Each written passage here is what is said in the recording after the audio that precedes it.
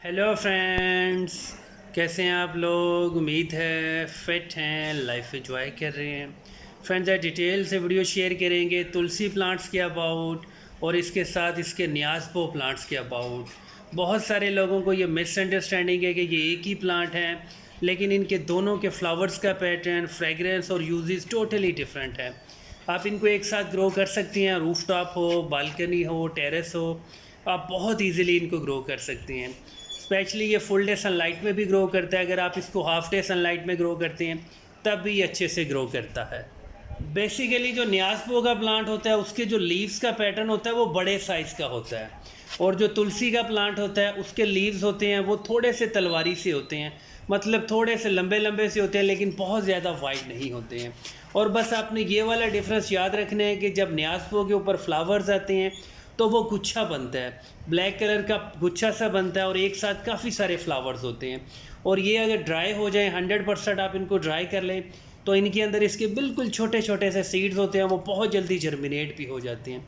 लेकिन इसके अगर आप तुलसी की बात की जाए, तुलसी के जो फ्लावर्स होते हैं वो एक सिंगल पैटर्न होता है, मतलब जैसे हमारी फिंगर होती है इस तरह का एक फ्लावर बनता है, उस तरह का एक पैटर्न बनता है और उसके अंदर फ्लावर्स भी थोड़े होते हैं और इसकी फ्रेगरेंस भी कम होते हैं। तुलसी के भी अपने बहुत सारे यूजेस हैं, स्पेशली ये बासिल के प्लांट होते हैं, इनकी जो तासीर होती है काफ़ी ज़्यादा ठंडी होती है। आप इन्हें पानी में सोख करें तो ये बहुत ज़्यादा स्वेल हो जाते हैं, जिसको आप तोखमलंगा कहते हैं, इसको आप यूज़ भी कर सकते हैं। इन दोनों के अगर फ्लावर्स की बात की जाए तो फ्रेगरेंस हैं, लेकिन न्यासपो के अंदर बहुत ज़्यादा है। तुलसी का प्लांट थोड़ा सा स्पेशल है, स्पेशली हमारी हिंदू कम्युनिटी के लिए। ये उसको बहुत ज़्यादा इम्पोर्टेंट देते हैं। अपनी जो उसकी ट्रेडिशनल जितनी भी उनकी रसूमात होती है उसके अंदर यूज़ करते हैं। अगर बात की जाए इनकी केयर की तो आप इसको रूफ टॉप पे सिर्फ़ और सिर्फ मिट्टी के गमलों में ग्रो करें। गमले का साइज़ मीडियम होना चाहिए, 12 इंच 16 इंच का गमला हो। अगर आप चाहें तो एक ही गमले के अंदर 6, 7, 10 तुलसी के प्लांट लगा सकती हैं। इसी तरह आप न्यासपो के प्लांट्स को भी एक ही जगह फिट कर सकती हैं।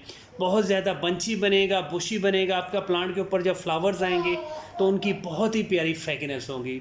जैसे आपका पुदीने का प्लांट होता है, कुछ ऐसी फ्रेगनेंस होती है न्यासपो की और तुलसी की। और जब भी आप इसको गमलों में ग्रो करें, गमले के अंदर मिट्टी बहुत ज़्यादा वेल ट्रेंड होनी चाहिए, जिसको आप भल वाली मिट्टी कहते हैं, भल वाली मिट्टी कहते हैं या भालू मिट्टी कहते हैं, वो वाला आपने मिट्टी यूज़ करनी है। फर्टिलाइज़र इसको बहुत कम देना है। और अगर आप चाहें तो तुलसी के प्लांट को थोड़ा सा शेडी एरिया में भी रख सकते हैं, मतलब जब बहुत ज़्यादा गर्मी होती है, हबस होती है, स्पेशली मई, जून, जुलाई में, तब आपके तुलसी के प्लांट थोड़ा थोड़ा सा जलने लगते हैं। अगर आप इन दिनों के अंदर इनको थोड़ा सा शेडी एरिया में रख लें तो आपके प्लांट अच्छे से सर्वाइव भी करेंगे और कभी भी आपके प्लांट्स ड्राई डेड नहीं होंगे। अगर आप बहुत ज़्यादा गर्मी से बचाने के लिए बहुत ज़्यादा वाटरिंग करते हैं तो वाटरिंग की वजह से रूट्स के अंदर फंगस के इश्यूज़ आ जाते हैं, उसकी वजह से भी आपके प्लांट ख़राब हो जाती हैं। इसलिए आपने बहुत ज़्यादा गर्मी से बचाना है, बहुत ज़्यादा पानी भी नहीं देना और इसको थोड़ा सा शेडी एरिया में शिफ्ट कर लें, मतलब डेली की 2, 3, 4 घंटे की डायरेक्ट धूप लगे तो कोई इशू नहीं है। तुलसी का प्लांट हो या न्यासपो का प्लांट हो, इनका जो बेस्ट फर्टिलाइज़र है वो है पुराने से पुरानी गली सड़ी गोबर की खाद। अगर सबसे सस्ता फर्टिलाइज़र करना है तो ये बेस्ट है। अगर थोड़ा सा ज़्यादा खर्चा करना है तो आप कंपोस्ट यूज़ करते हैं, वर्मी कंपोस्ट भी यूज़ कर सकते हैं। लेकिन अगर आपके ये फ्लावरिंग प्लांट हैं, आप इसको बिल्कुल भी यूटिलाइज़ नहीं कर रहे हैं कहीं पे भी, तो आप सिर्फ़ और सिर्फ इसको 2-4 दाने यूरिया के, 2-4 दाने डीएपी के दे सकते हैं। आपका प्लांट अच्छे से ब्लूम करेगा, बहुत ही ज़बरदस्त की ग्रोथ होगी। इसको सीड से ग्रो करना बहुत ही सिंपल प्रोसेस है। इसके ड्राई फ्लावर्स को आप हाथ से मैश करें, मिट्टी के ऊपर उसको मैश कर दें, उसके सीड्स मिट्टी पे गिरेंगे, मिट्टी को थोड़ा सा कवर कर दें, आपके सारे के सारे सीड जर्मिनेट हो जाएंगे। और अगर आप नर्सरी से इसके प्लांट्स बाय करना चाह रहे हैं तो इसकी पनीरी बहुत ही सस्ती होती है। मैक्सिमम 50 रुपये का अगर गमला मिले तो उसमें 8-10 प्लांट्स होते हैं।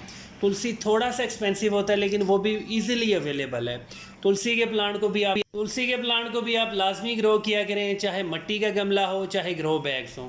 लेकिन आपने कोशिश करनी है कभी भी इनको प्लास्टिक के गमलों में ग्रो मत करें। अगर लान की क्यारी है या ओपन एरिया, वहाँ पे जितने मर्जी प्लांट्स ग्रो करें, बहुत ही लो मेंटेनेंस प्लांट है, फिर गर्मियों में आपके प्लांट्स चलेंगे भी नहीं, क्योंकि जब क्यारी होती है वहाँ पे स्पेस ज़्यादा होती है, रूट्स इजीली डेवलप होती हैं और उनको हीट का शॉक नहीं लगता।